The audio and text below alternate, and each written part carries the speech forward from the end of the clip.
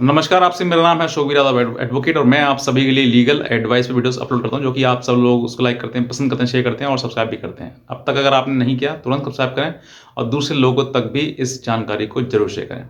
बहुत सारे ऐसे हस्बैंड्स हैं जो कि पत्नियां भी हैं कुछ, जो कि अपने पति या पत्नी से बहुत ज़्यादा परेशान हैं। परेशान इतना है कि उन्होंने अपना जीवन जो है वो एक ऐसा बना लिया है कि अब जो है वो जीवन जीने का राह ही उनकी ख़त्म हो गई है। वो जीवन अपना जीना ही नहीं चाहते, क्योंकि कहीं न कहीं वो इतनी बुरी परिस्थिति में फँस गए हैं। एक ऐसे पत्नी द्वारा बिछाए हुए जाल में फँस गए हैं, जिस जाल में निकलना उनके लिए असंभव सा महसूस हो रहा है। तो आज मैं आपको बताऊँगा कि अगर आप किसी भी जाल में, किसी पत्नी के जाल में, चाहे उसके द्वारा झूठे मुकदमे हैं, चाहे 498 है, मेंटेनेंस, डीवी, इन सभी मुकदमों में अगर आप फँस गए हैं, तो आपको बहुत आसान तरीका ये है कि आप उस पर सेक्शन 9 का केस फाइल करवाएँ। अब सेक्शन 9 का केस फाइल कराने के लिए क्या-क्या फ़ायदे हैं, क्या-क्या नुकसान हैं, मैं आपको सब कुछ बताऊँगा इसमें। अगर आप नए हैं, तुरंत सब्सक्राइब करें और दूसरे लोगों तक भी जानकारी को ज़रूर शेयर करें। देखिए, सेक्शन 9 का जो प्रक्रिया है, वो पति के लिए या फिर पत्नी के लिए, दोनों के लिए है, किसी एक व्यक्ति के लिए नहीं है। जो भी अपने पति या पत्नी के साथ रहना चाहता है, वो इस सेक्शन 9 का इस्तेमाल कर सकता है। हिंदू मैरिज एक्ट के तहत सेक्शन 9 केस आप फाइल कर सकते हैं। आप किस लिए? क्योंकि आप जो है दाम्पत्य जीवन का निर्वहन करना चाहते हैं। आप पति के साथ या पत्नी के साथ में निर्वहन करना चाहते हैं। तो अगर आप पति हैं और अपनी पत्नी को रखना चाहते हैं और आप उसके साथ रहना चाहते हैं, तो आप सेक्शन 9 का लीगल नोटिस भिजवाएँ पहले और उसके बाद सेक्शन 9 का एक केस करें।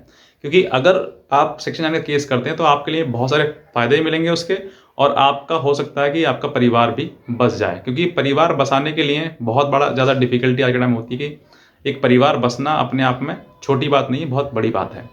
क्योंकि आजकल परिवार ऐसे टूट जाते हैं जैसे गर्लफ्रेंड बॉयफ्रेंड जैसे दोस्ती टूट जाती है, वैसे ही। तो आज का समय अगर आपको सेक्शन 9 का केस करना है, तो मैं आपको आज उनके बहुत ज़्यादा बेनिफिट्स बताऊँगा और हर एक तरीके से आपको वो चीज़ें बताऊँगा जो आपको ज़रूरी हैं अपने जो शादीशुदा जीवन में है, उस जीवन में।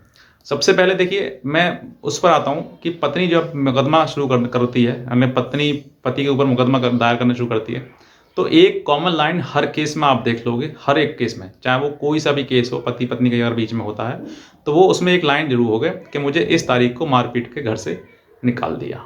ये चीज़ें जो हैं वो, और हो सकता है किसी के केस में ये भी जुड़े हुए हो कि साहब वो दूसरी शादी करना चाहता है, इस वजह से मुझे बाहर निकाल दिया, ये भी जुड़ी हुई हो। लेकिन आपके आग लाइन में अगर ये जुड़ रही है ना, तो आप सीधे सेक्शन 9 का केस कर दीजिए। पहले लीगल नोटिस भिजवाइए कि हाँ, आपने ये गलतियाँ करी हैं, सब गलतियाँ उसके बताते हुए, और दूसरा उसके बाद बताइए कि हम उसको उसके बावजूद भी आपको रखना चाहते हैं अपने साथ, जीवन जीना चाहते हैं। अगर आप ये सब चीज़ कहते हैं और आपके ऊपर सेक्शन 9 का लीगल नोटिस भेजने के बाद आप केस फाइल कर देते हैं, तो 2 रास्ते होते हैं इसमें, इस केस के दौरान जो है। या तो पत्नी आपके उस केस में आएगी नोटिस रिसीव करने के बाद, और अगर नहीं आएगी तो आपके पक्ष में एक्स पार्टी आदेश हो जाएगा।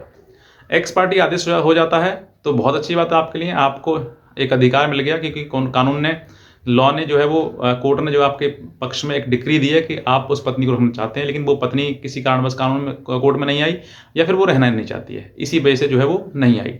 अब आपके पास जैसे ही उस सेक्शन 9 की डिक्री आ गई, तो अब आपके पास जो उस पत्नी ने आपके ऊपर आरोप लगाया था कि मुझे रखना नहीं चाहता है, मुझे घर से बाहर निकाल दिया है, दूसरी शादी करना चाहता है, ये वो दुनिया भर की चीज़ें लगा रही हैं, उन सब चीज़ों की एक ही एविडेंस बन गया आपका कि आप उसको रखना चाहते हैं, लेकिन वो रहना नहीं चाहती है। अब हर जगह पर जहाँ पर पत्नी ने ये बातें कही हैं, चाहे वो डीवी में कही हो, मेंटेनेंस में कही हो, 498 में कही हो, सभी की सभी बातें झूठी हो गई। अब आपको कोई भी बात प्रूफ करने की ज़रूरत है ही नहीं। पूरा एक अपने आप में एक स्ट्रॉन्ग एविडेंस बन गया कि आप उसको रखना चाहते हैं, लेकिन वो खुद नहीं रखना चाहती, रहना चाहती है। अब बात करते हैं कि आपको इसके फ़ायदे क्या हुए। जब आपके पास सेक्शन 9 का जो डिक्री है वो आपको मिल गई है, आपके पक्ष में आ गई है, तो अब आपको पत्नी जहाँ पर भी जाएगी, वहीं कोर्ट में आप दिखा देंगे, चाहे वो डीबी का हो, मेंटेनेंस का हो, 498 का हो, कहीं पर भी हो, कि साहब देखो हम तो इसको रखना चाहते हैं, लेकिन ये खुद नहीं रहना चाहती है। तो वहाँ पर हर जगह उसको कोर्ट भी फटकार मारेगी, थाना कोर्ट कचहरी जहाँ पे जाएंगे भजन फटकार मारेंगे, आप खुद नहीं रहना चाहती और झूठे आरोप लगा रहे पति के ऊपर। तो वहाँ पर ना ही तो फिर वो मेंटेनेंस की हकदारी होगी किसी प्रकार की, ना डीवी में कोई केस आपके ऊपर कोई किसी प्रकार कर सकती है, ना 498 का कोई केस कर सकती है, और ना ही किसी प्रकार से अगर उसने केस कर दिया तो वो चलने वाले नहीं है, वो सब खत्म होने वाले हैं। तो ये आपके लिए बेस्ट सबसे बड़ा रेमेडी है, क्योंकि पत्नी के पास बहुत ज़्यादा कानून दिए गए हैं कि कानून में उनको अधिकार दिए गए हैं, लेकिन पति के ऊपर कोई ऐसा कोई भी क्रिमिनल ऑफेंस बनाकर किसी प्रकार किसी प्रकार कोई केस करने का कोई राइट नहीं दिया गया, कोई कानून नहीं बनाई गई पति के लिए। लेकिन पत्नी के लिए ये है कि वो बहुत सारे मेंटेनेंस DV 498 जैसे केस जो है वो पति के ऊपर कर सकती है, और पति को सिर्फ एक ही अधिकार है कि वो बुलाने का अधिकार है। तो अगर आपको बोलने का अधिकार है तो आप बुलाइए उसको, पत्नी को सेक्शन 9 के लोड केस करिए उसके ऊपर, बुलाइए। नहीं आती है तो फिर वो सारे अधिकार खो देती है, क्योंकि अब वो पत्नी रहना ही नहीं चाहती है आपके साथ में। और जब आपको रहना नहीं चाहती है तो दूसरा आपके पास ये है कि आप उसको आसानी से तलाक ले सकते हैं। बहुत सारे ऐसे केसेस हैं कि सर हमारी पत्नी रहना नहीं चाहती है और हम वो क्या तलाक चाहते हैं, वो तलाक नहीं देना चाहती है, तो तलाक वो देगी नहीं देगी इसका कोई फ़र्क आपको नहीं पड़ता है। अगर आपके पास डिग्री है, सीधे आप कोर्ट से कहिए कि साहब तलाक का केस डालिए, और कहिए कि खुद नहीं रहना चाहती है तो मैं कैसे मैं ज़बरदस्ती रख सकता हूँ।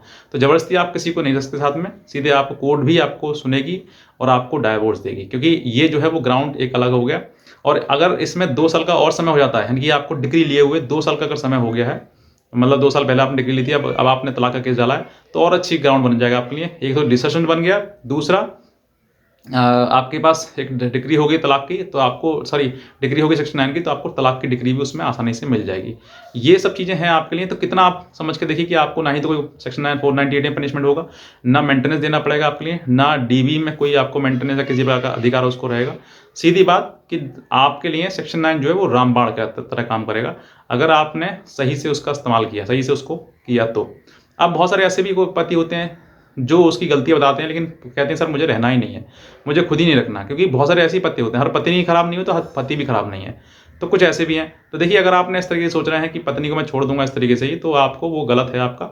और आपने अगर इस तरीके किया तो कोर्ट भी आपको पनिशमेंट देगी, हर जगह आपको नीचे देखना पड़ेगा। तो ये आप ऐसा मत करिए, जहाँ पत्नी गलती है उस गलती को बताइए, और बताने के साथ साथ में लीगल चीज़ें आप करिए। अगर इलीगल करेंगे, बिना किसी कारण के पत्नी को छोड़ेंगे या फिर पत्नी के साथ गलत व्यवहार करेंगे, तो कोर्ट भी आपको दंडित करेगी और समाज भी करेगा। और मैं भी आपके लिए कहूँगा कि आप ऐसी चीज़ें गलत कर रहे हैं ये ना करें, क्योंकि हर किसी को, अगर आपकी शादी एक साथ हो गई है तो अब आपको जीवन जीने का अधिकार है, आप दोनों एक दूसरे के साथ रहिए। नहीं रह जाते तो अलग सेपरेटली हो जाते हैं, म्यूचुअली हो सकते हैं, लेकिन इस तरीके से ना करें। तो हो सकता है कि आपको सेक्शन 9 के आपको बेनिफिट पता चले हों, और बहुत सारी चीज़ें हैं इसमें, क्योंकि बहुत कॉमन चीज़ें जो है पत्नी केस में जो है यही लिखती है कि मुझे रख नहीं रहे हैं, मारपीट के भगा देते हैं, दहेज मांगते हैं, ये चीज़ें। तो वो दहेज वाली चीज़ तो प्रूव नहीं कर पाती है, लेकिन ये चीज़ प्रूव करती है कि वो रखना नहीं चाहता है। तो ये चीज़ें आपके लिए आसानी से प्रूव कर सकते हैं कि आपके ऊपर से जो मुकदमे हैं वो झूठे लगाए गए हैं। तो ये आपके लिए है, रामबाण इलाज है, आप ज़रूर इसको अपनाइए। और भी कोई अगर आप हमसे जानकारी लेना चाहते हैं तो आप हमारे दिए हुए नंबर पर हमें संपर्क कर सकते हैं, हमारी लीगल एडवाइस भी ले सकते हैं। तो आज के वीडियो में आपसे बहुत धन्यवाद।